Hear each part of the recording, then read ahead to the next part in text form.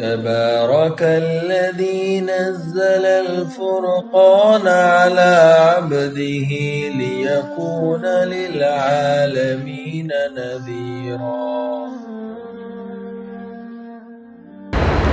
أعوذ بالله من الشيطان الرجيم. بسم الله الرحمن الرحيم.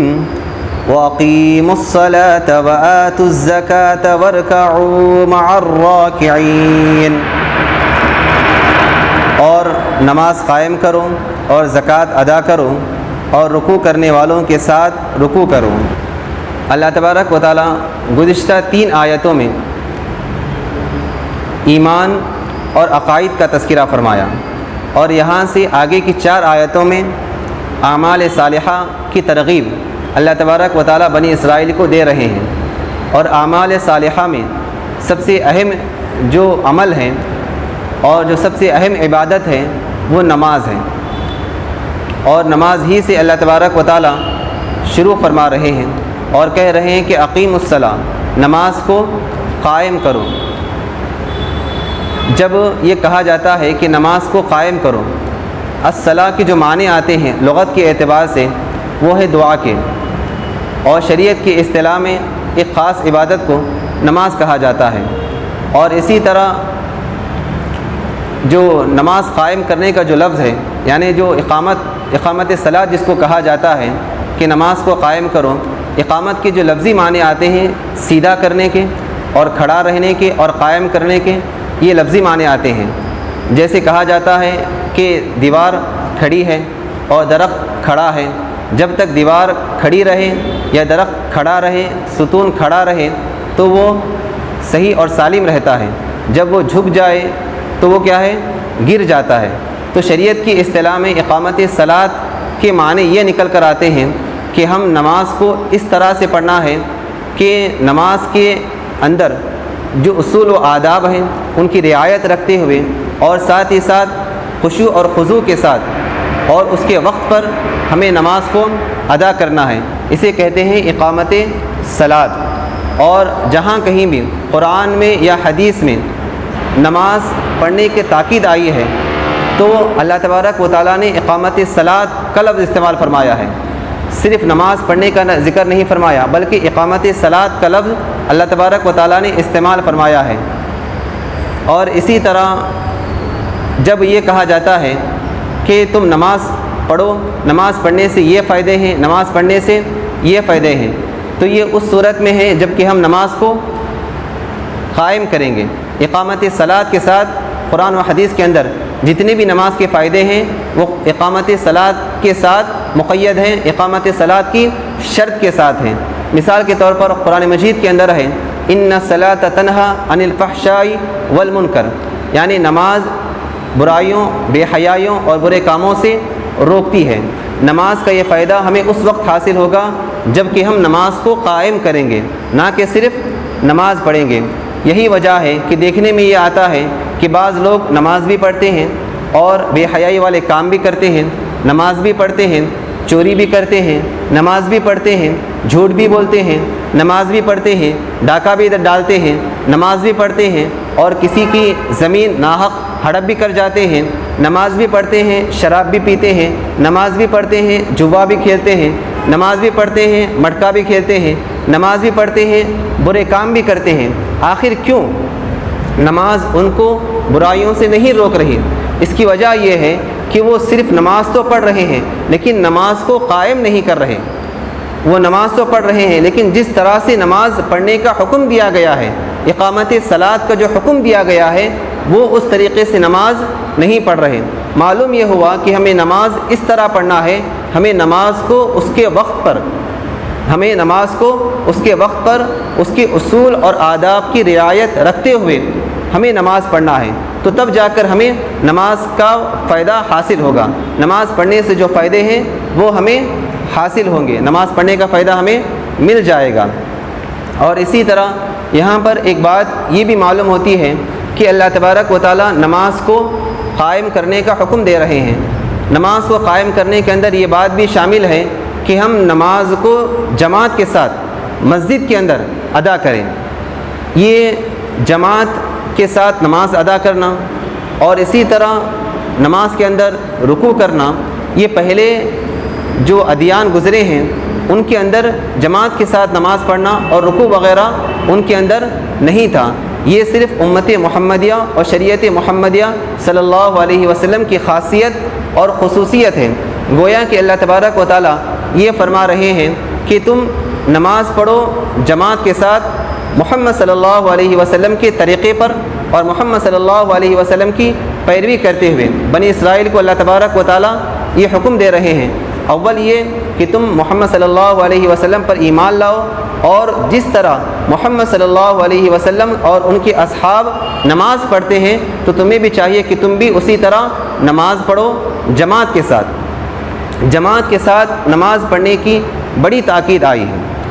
کہا یہ جاتا ہے، علماء کرام یہ بیان فرماتے ہیں کہ جو انسان جماعت کے ساتھ بغیر کسی عذر کے نماز نہیں پڑھتا بلکہ تنہا نماز پڑھ لیتا ہے تو وہ شخص گناہ گار ہے۔ اور اگر کوئی شخص معمول بنا لے، عادت بنا لے نماز کے ساتھ جماعت کے ساتھ نماز نہ پڑھنے کو تو ایسا شخص سخت گناہ گار ہے۔ اور جب لوگ گھروں میں نماز پڑھ لیتے ہیں اور مسجدیں ویران ہو جاتی ہیں تو ایسے لوگوں کے بارے میں حکم یہ ہے کہ ایسے لوگ پورے کے پورے شرعاً سزا کے مستحق ہیں۔ اور قاضی ایاز رحمۃ اللہ علیہ وہ یہ فرماتے ہیں کہ ایسے لوگوں کو سمجھانا چاہیے کہ جو لوگ گھروں میں نماز پڑھتے ہیں یا تنہا نماز پڑھتے ہیں، اکیلے نماز پڑھتے ہیں، ایسے لوگوں کو سمجھانا چاہیے اور جماعت کی اہمیت ان کو بتانا چاہیے، جماعت کی فضیلت ان کو بتانا چاہیے۔ اگر وہ باز نہیں آئیں، اگر وہ نہ مانیں تو ان سے قتال کیا جائے۔ اتنی سخت وعید آئی ہے، اتنا سخت حکم بیان کیا گیا ہے۔ اور اسی طرح فقیہ الامت حضرت مولانا حضرت عبداللہ بن مسعود رضی اللہ تعالیٰ عنہ وہ یہ بیان فرماتے ہیں کہ جو مسلمان یہ چاہتا ہے کہ کل قیامت کے دن اپنے پروردگار سے مسلمان ہونے کی حالت میں ملے تو اسے چاہیے کہ وہ 5 وقتہ نماز جماعت کے ساتھ مسجد میں ادا کریں، کیونکہ ہمارے زمانے کے اندر ہم میں سے جو منافق ہوتا تھا وہی شخص جماعت کے ساتھ نماز نہیں پڑھتا تھا۔ اور اسی طرح حضرت ابو ہریرہ رضی اللہ عنہ سے مروی ہے کہ آقا دو جہاں صلی اللہ علیہ وسلم نے بیان فرمایا کہ میرا یہ ارادہ ہے کہ میں یہ حکم دوں لوگوں کو کہ وہ لکڑیاں جمع کریں، جب لکڑیاں جمع ہو جائیں تو میں حکم دوں کہ اذان دی جائے، پھر اذان کے بعد کسی ایک شخص کو حکم دوں کہ وہ نماز پڑھائیں، اور پھر میں ان لوگوں کے گھروں کی طرف چلا جاؤں جو جماعت کے لیے مسجد کو نہیں آتے، یعنی جو جماعت کے ساتھ نماز نہیں پڑھتے، پھر میں ان کے گھروں کو کیا ہے جلا دوں۔ اتنی سخت وعید آئی ہے جماعت کے ساتھ نماز نہ پڑھنے کی، اسی لیے ہمیں چاہیے کہ ہم نماز کو جماعت کے ساتھ ادا کریں۔ اور ایک روایت کے اندر آتا ہے کہ آقا دو جہاں صلی اللہ علیہ وسلم نے فجر کی نماز پڑھائی۔ فجر کی نماز کے بعد آپ صلی اللہ علیہ وسلم نے صحابہ کرام سے پوچھا کہ فلاں شخص حاضر ہے؟ تو لوگوں نے عرض کیا کہ نہیں۔ پھر آپ صلی اللہ علیہ وسلم نے پوچھا کیا وہ شخص حاضر ہے؟ تو لوگوں نے کہا کہ نہیں۔ آپ صلی اللہ علیہ وسلم نے فرمایا کہ یہ 2 نمازیں یعنی فجر اور عشاء منافقوں کے لیے سخت معلوم ہوتی ہیں، منافقوں کے لیے دشوار ہوتی ہیں۔ جو پکا مسلمان ہوتا ہے وہ یہ 2 نمازوں میں ضرور بالضرور شرکت کرتا ہے۔ اس روایت کو اگر ہم سامنے رکھیں تو ہمارے معاشرے کے اندر اگر ہم دیکھیں تو لوگ جمعہ کے اندر تو حاضر ہو جاتے ہیں لیکن فجر کے اندر اکثر لوگ غائب رہتے ہیں۔ اللہ کے نبی صلی اللہ علیہ وسلم نے فجر کی نماز سے بچنے والوں کے لیے اور فجر کی نماز نہ پڑھنے والوں کے لیے اللہ کے نبی صلی اللہ علیہ وسلم نے بیان فرمایا کہ یہ شخص منافق ہے۔ جو انسان منافق ہوتا ہے وہی شخص فجر کی نماز جماعت کے ساتھ مسجد میں ادا نہیں کرتا۔ اسی لیے ہمیں چاہیے کہ ہم اپنی ایمان والا ہونے کا ثبوت پیش کریں اور فجر کی نماز جماعت کے ساتھ مسجد میں ادا کریں۔ اللہ کے نبی صلی اللہ علیہ وسلم نے بیان فرمایا ہے۔ اور اسی طرح آگے اللہ تبارک و تعالیٰ نے بیان فرمایا وآتوا الزکاۃ، اور زکوٰۃ ادا کرو۔ زکوٰۃ کے لغوی معنی 2 ہیں، ایک ہے بڑھنے کے اور ایک ہے پاک ہونے کے۔ جب کوئی انسان اپنے مال میں سے زکوٰۃ ادا کرتا ہے تو ایک تو یہ کہ اس کا مال بڑھتا ہے، بظاہر ہمیں یہ معلوم ہوتا ہے کہ مال کم ہو رہا ہے، بظاہر ہمیں یہ دکھائی دیتا ہے کہ مال ہمارا کم ہو رہا ہے، لیکن حقیقتاً زکوٰۃ ادا کرنے سے مال بڑھتا ہے، اور یہ بہت سارے لوگوں نے دیکھا ہے۔ اور اسی طرح زکوٰۃ جو دی جا رہی ہے یہ ہمارے پورے مال کا میل ہے، پورے مال کا میل ہے۔ جب ہم وہ میل نکال کر ادا کریں گے تو ہمارا پورا کا پورا مال کیا ہو جائے گا؟ پاک ہو جائے گا، صاف ہو جائے گا۔ اور شریعت کی اصطلاح میں مال کے اس حصے کو زکوٰۃ کہا جاتا ہے جو انسان کے مال میں سے شریعت کے احکام کے مطابق نکالا جائے، اس کو کیا ہے؟ زکوٰۃ کہتے ہیں۔ گویا کہ اللہ تبارک و تعالی نماز قائم کرنے کا اور زکوٰۃ ادا کرنے کا بنی اسرائیل کو حکم دے رہے ہیں کہ تم نماز بھی پڑھو اور زکوٰۃ بھی ادا کرو، اور محمد صلی اللہ علیہ وسلم کی پیروی کے مطابق تمہیں یہ سب اعمال کرنا ہے۔ اور اسی طرح اللہ تبارک و تعالیٰ نے آگے بیان فرمایا وَارْكَعُوا مَعَ الرَّاكِعِينَ، رکوع کرو رکوع کرنے والوں کے ساتھ۔ اللہ تبارک و تعالیٰ نے خاص طور پر رکوع کے لفظ کو کیوں استعمال فرمایا ہے؟ رکوع کے لغت کے اعتبار سے جو معنی آتے ہیں وہ جھکنے کے آتے ہیں، اور اس معنی کے اعتبار سے اگر ہم دیکھا جائے تو ہم سجدے کو بھی رکوع کہہ سکتے ہیں، کیونکہ سجدہ وہ انتہائی زیادہ جھکنے کو کہتے ہیں، جو سب سے زیادہ جھکا جائے، یعنی جو زیادہ جھکنے کو سجدہ کہتے ہیں۔ تو اگر لغت کے معنی کے اعتبار سے اگر ہم دیکھیں تو سجدے کو بھی ہم رکوع کہتے ہیں، لیکن شریعت کی اصطلاح میں نماز کے اندر جو خاص طور پر قیام کے بعد جو عمل کیا جاتا ہے، قیام کے بعد جو رکن ادا کیا جاتا ہے، اس کو رکوع کہا جاتا ہے۔ اسی طرح اللہ تبارک و تعالیٰ نے یہاں پر رکوع کرنے والوں کے ساتھ رکوع کرو، رکوع کے رکن کو خاص کیوں کیا؟ کوئی اور رکن بھی کہہ سکتے تھے کہ سجدہ کرنے والوں کے ساتھ سجدہ کرو، قیام کرنے والوں کے ساتھ قیام کرو، یا پھر یہ کہ نماز پڑھنے والوں کے ساتھ نماز پڑھو۔ خاص طور پر رکوع کا لفظ استعمال کیوں کیا؟ تو مفسرین اکرام بیان فرماتے ہیں کہ اللہ تبارک و تعالیٰ نے رکوع کا ایک جزو بول کر پوری نماز مراد لی ہے۔ رکوع کیا ہے؟ پوری نماز کا ایک جزو ہے، تو کبھی کبھی قاعدے کے اعتبار سے جزو بول کر پورا کل مراد لیا جاتا ہے۔ تو اسی طرح اللہ تبارک و تعالیٰ نے یہاں پر جزو بول کر کل مراد لیا ہے، یعنی نماز پڑھو نماز پڑھنے والوں کے ساتھ۔ لیکن یہ سوال پھر بھی باقی رہ جاتا ہے کہ اللہ تبارک و تعالیٰ نے رکوع ہی کو خاص کیوں کیا؟ اس کو خاص کرنے میں حکمت کیا ہے؟ تو علماء کرام بیان فرماتے ہیں کہ یہ رکوع ہے، رکوع پہلے لوگوں کی نمازوں کے اندر، ان کی عبادت کے اندر یہ رکوع نہیں تھا، یہ صرف امت محمدیہ کی خاصیت اور خصوصیت ہے۔ گویا کہ اللہ تبارک و تعالیٰ بنی اسرائیل کو یہ کہہ رہے ہیں کہ تم اول یہ کہ حضور صلی اللہ علیہ وسلم پر ایمان لاؤ، پھر جس طریقے سے محمد صلی اللہ علیہ وسلم اور ان کے اصحاب نماز پڑھتے ہیں، یعنی رکوع کے ساتھ تم بھی کیا ہے ان کے طریقے پر نماز پڑھو۔ جو تمہارا پرانا طریقہ تھا وہ اس کو چھوڑ کر محمد صلی اللہ علیہ وسلم کی پیروی کرو، اور محمد صلی اللہ علیہ وسلم کے طریقے پر تم نماز پڑھو۔ أَتَأْمُرُونَ النَّاسَ بِالْبِرِّ وَتَنْسَوْنَ أَنفُسَكُمْ وَأَنْتُمْ تَتْلُونَ الْكِتَابَ أَفَلَا تَعْقِلُونَ، کیا تم لوگوں کو بھلائی کا حکم کرتے ہو اور اپنے آپ کو بھول جاتے ہو، حالانکہ تم کتاب کی تلاوت کرتے ہو؟ کیا تمہیں اتنی بھی سمجھ نہیں؟ اللہ تبارک و تعالیٰ نے یہاں پر بنی اسرائیل کے علماء کو خطاب کیا ہے۔ اللہ تبارک و تعالیٰ نے یہاں پر لفظ کے اعتبار سے اگر ہم دیکھیں تو بنی اسرائیل کے علماء کو خطاب کیا ہے۔ بنی اسرائیل کے علماء کے بارے میں آتا ہے کہ وہ لوگوں کو اور اپنے دوستوں کو اور اپنے رشتہ داروں کو یہ تو کہتے تھے کہ محمد صلی اللہ علیہ وسلم کی تم پیروی کرو اور وہ جیسا کہتے ہیں تم ان کی بات کو مانو، لیکن وہ خود عمل نہیں کرتے تھے، وہ خود محمد صلی اللہ علیہ وسلم پر ایمان نہیں لاتے تھے۔ تو ان کو کہا یہ جا رہا ہے کہ جب تم لوگوں کو کہہ رہے ہو کہ محمد صلی اللہ علیہ وسلم کی پیروی کرو تو تمہیں چاہیے کہ تم خود بھی محمد صلی اللہ علیہ وسلم کی پیروی کرو۔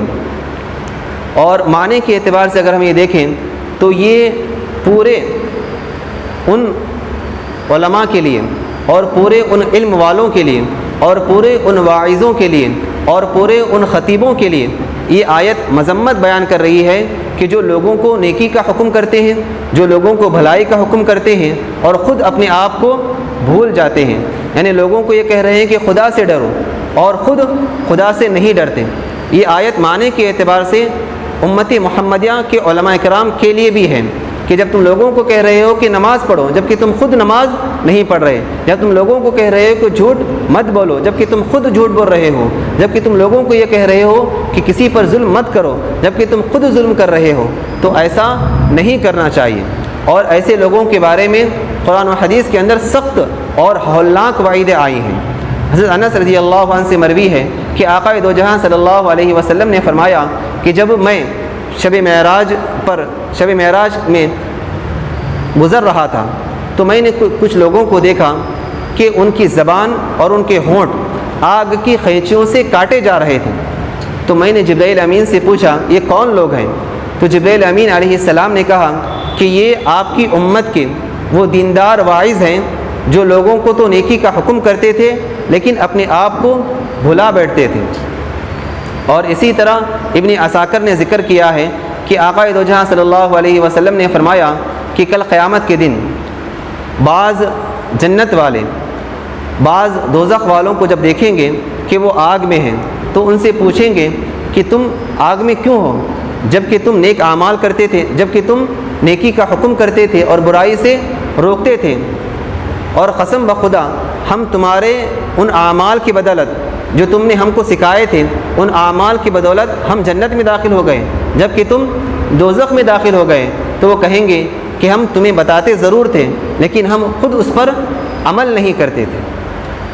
چنانچہ ان دونوں احادیث سے اور اس مفہوم سے ہمیں ہرگز یہ نہیں سمجھنا چاہیے کہ جو بے عمل ہوگا اس کے لیے واعظ کہنا، اس کے لیے بیان کرنا، اس کے لیے تبلیغ کرنا جائز نہیں، یہ نہیں سمجھنا چاہیے، کیونکہ واعظ کہنا، تبلیغ کرنا یہ ایک نیکی کا کام ہے، اور اسی طرح اور نیکی پر عمل کرنا یعنی اچھے کام پر عمل کرنا یہ ایک الگ نیکی ہے، یہ ایک الگ نیکی ہے اور یہ ایک الگ نیکی ہے۔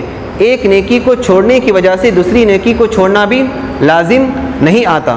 مثال کے طور پر اگر کوئی شخص نماز نہیں پڑھ رہا تو یہ ضروری نہیں، یہ لازم نہیں کہ وہ لوگوں کو بھی نماز چھوڑنے کی ترغیب کرے یا یہ کہ وہ بالکل ہی لوگوں کو نماز پڑھنے کی تلقین نہ کرے، کیونکہ نماز پڑھنا یہ ایک الگ نیکی ہے اور نماز کی تلقین کرنا یہ ایک الگ نیکی ہے، دونوں الگ الگ نیکی ہے۔ اب کوئی انسان یہ سوچ کر بیٹھ جائے کہ جب میں خود نیک کام نہیں کر رہا تو پھر لوگوں کو نیکی کا حکم کیوں کروں؟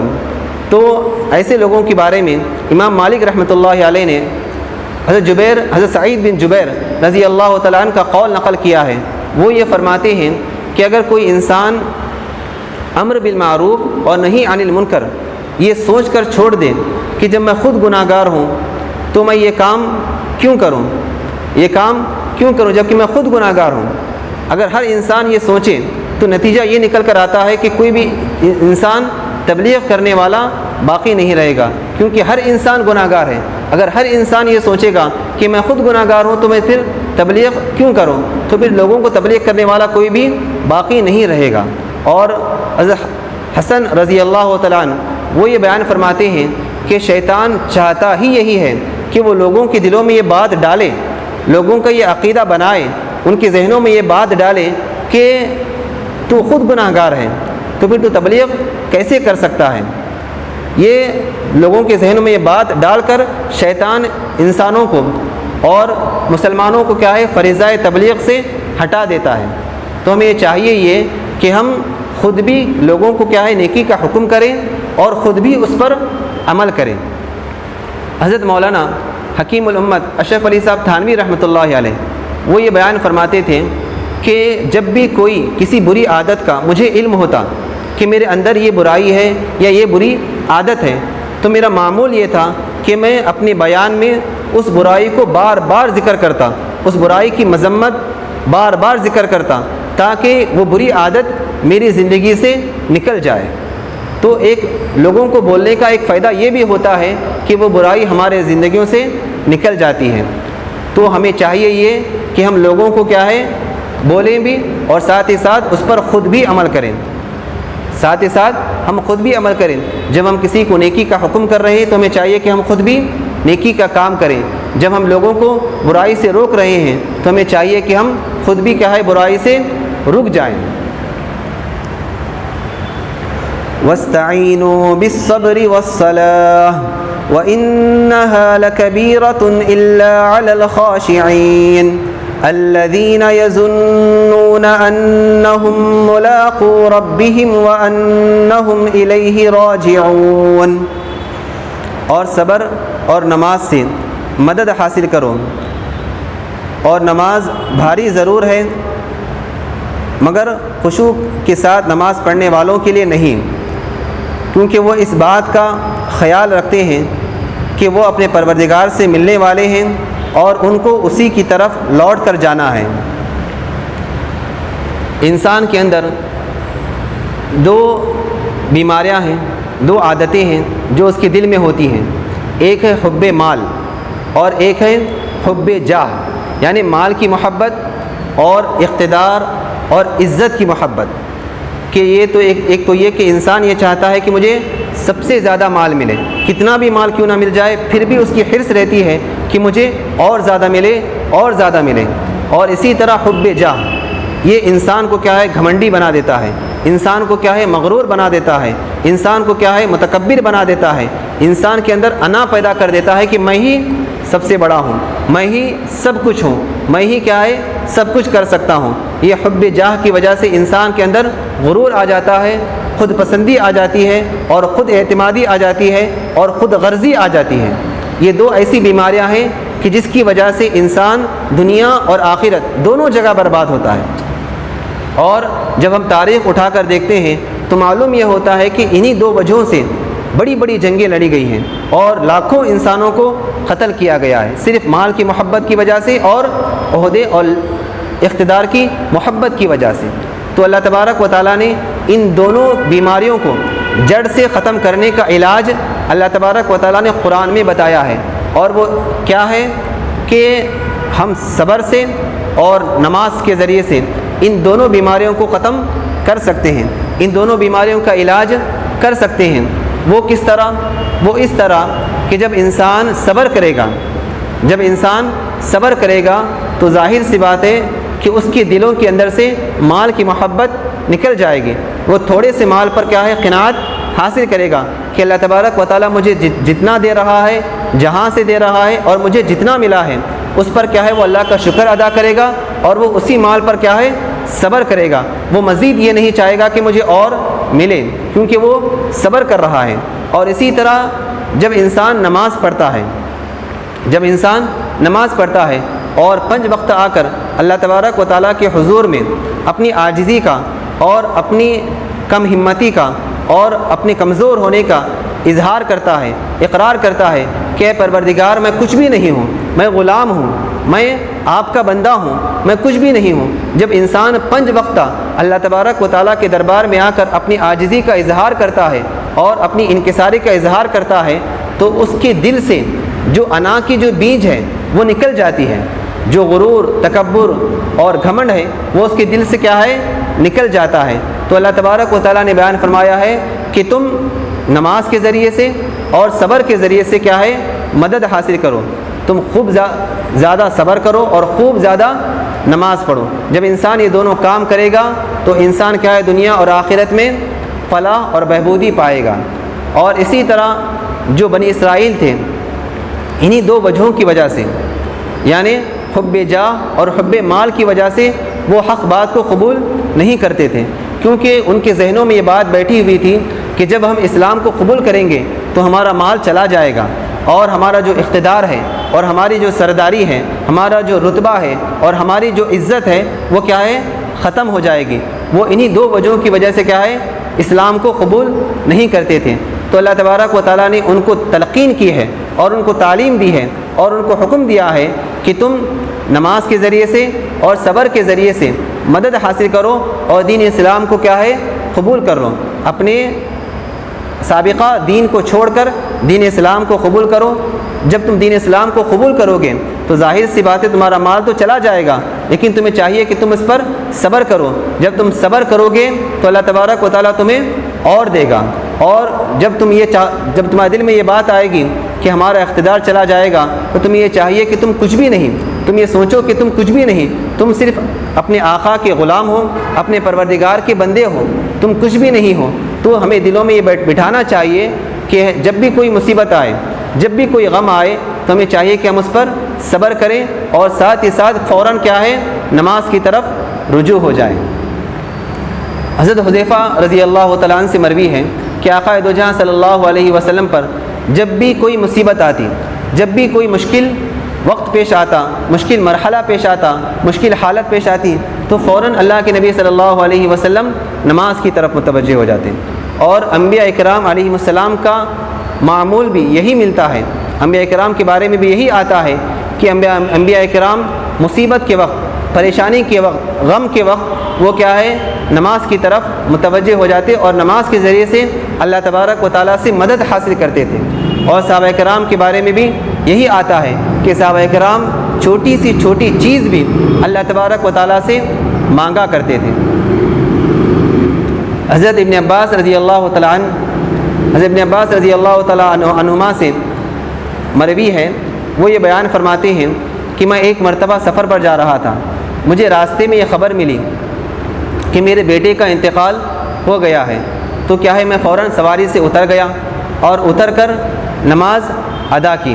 نماز ادا کرنے کے بعد میں نے کہا انا للہ و انا الیہ راجعون، اور فرمایا کہ اللہ نے مجھے جیسا کرنے کا حکم دیا ہے میں نے ویسا ہی کیا۔ پھر یہ آیت تلاوت فرمائی واستعینوا بالصبر والصلاۃ، یعنی مصیبت کے وقت، غم کے وقت صبر سے اور نماز کے ذریعے سے کیا ہے، مدد حاصل کرو۔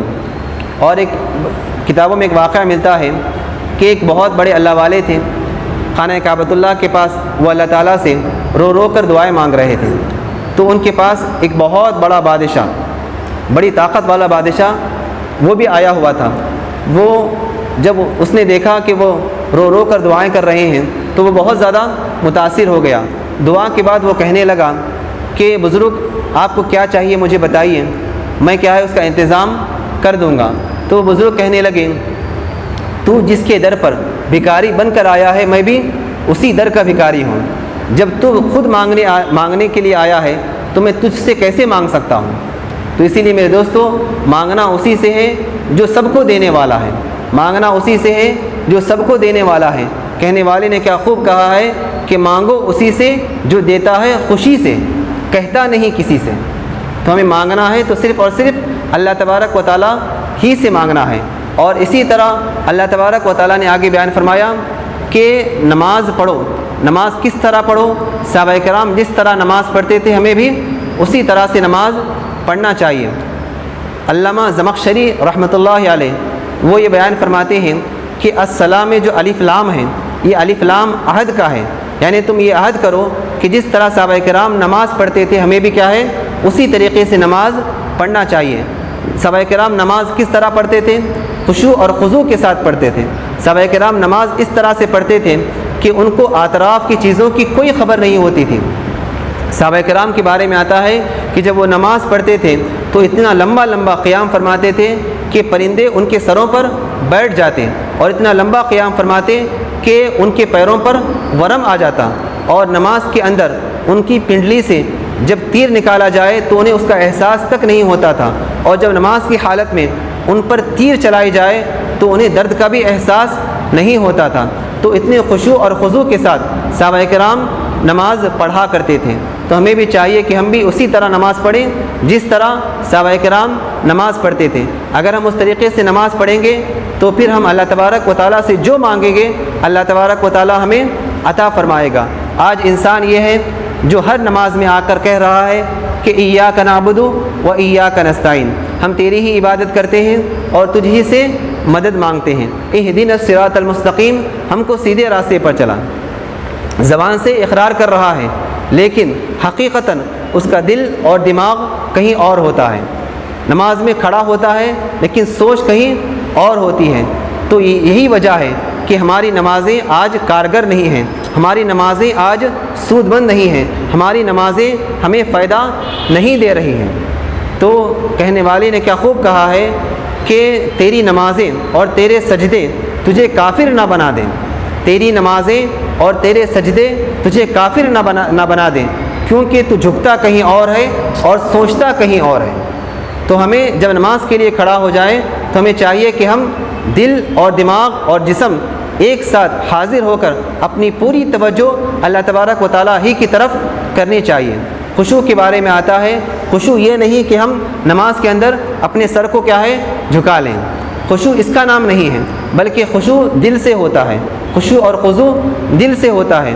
حضرت عمر رضی اللہ تعالیٰ عنہ کے بارے میں آتا ہے کہ انہوں نے اپنی مجلس میں ایک شخص کو دیکھا جو اپنی گردن جھکائے بیٹھا تھا۔ آپ نے اس سے فرمایا کہ گردن اٹھا، کیونکہ خشوع دل سے ہوتا ہے۔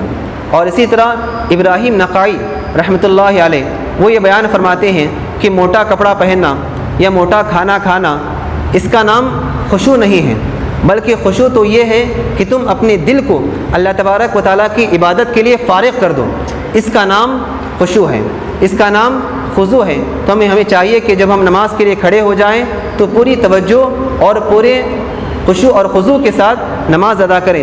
جب ہم خشوع اور خضوع کے ساتھ نماز ادا کریں گے تو اللہ تبارک و تعالیٰ ہماری زندگیوں کی کایا پلٹ دے گا اور ہمیں دنیا اور آخرت میں کامیابی عطا کرے گا۔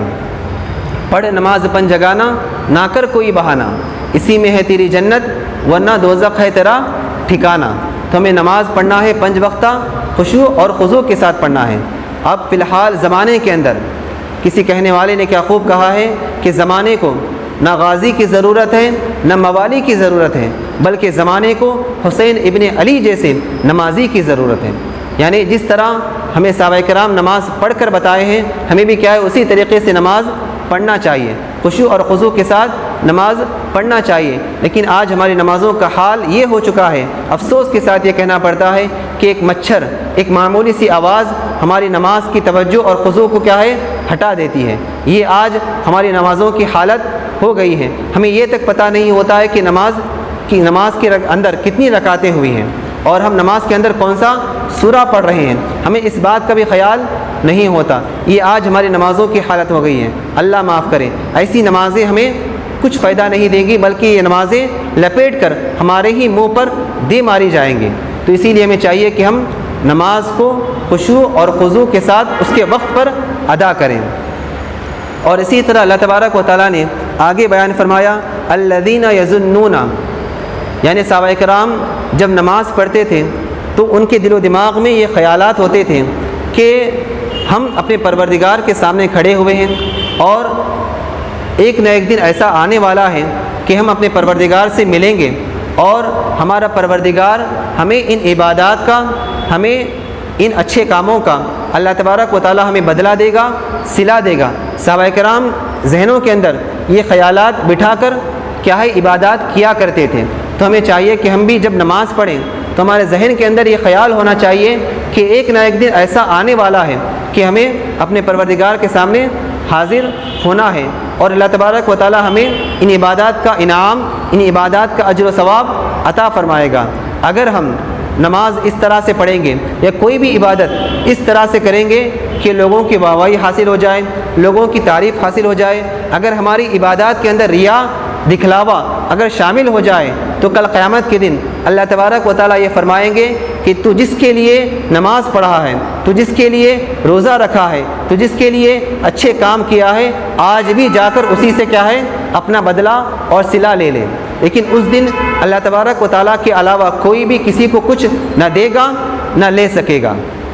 اسی لیے ہمیں چاہیے کہ ہم صرف اور صرف اللہ تبارک و تعالیٰ ہی کی خوشنودی کے لیے ذکر و اذکار کریں، اللہ تبارک و تعالیٰ ہی کی خوشنودی کے لیے نماز، روزہ، زکوٰۃ وغیرہ اچھے اعمال صرف اور صرف اللہ تبارک و تعالیٰ کو منانے ہی کے لیے کریں۔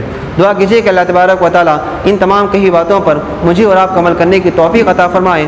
اللہ تبارک و تعالیٰ ہمیں کہنے اور خود اس پر عمل کرنے کی توفیق عطا فرمائے اور ساتھ ہی ساتھ خشوع اور خضوع کے ساتھ نماز پڑھنے کی توفیق عطا فرمائے۔ آمین وآخر دعوانا ان الحمد للہ رب العالمین۔ علم و ادب سکھلائیں گے، دین خدا پھیلائیں گے، مسجد میں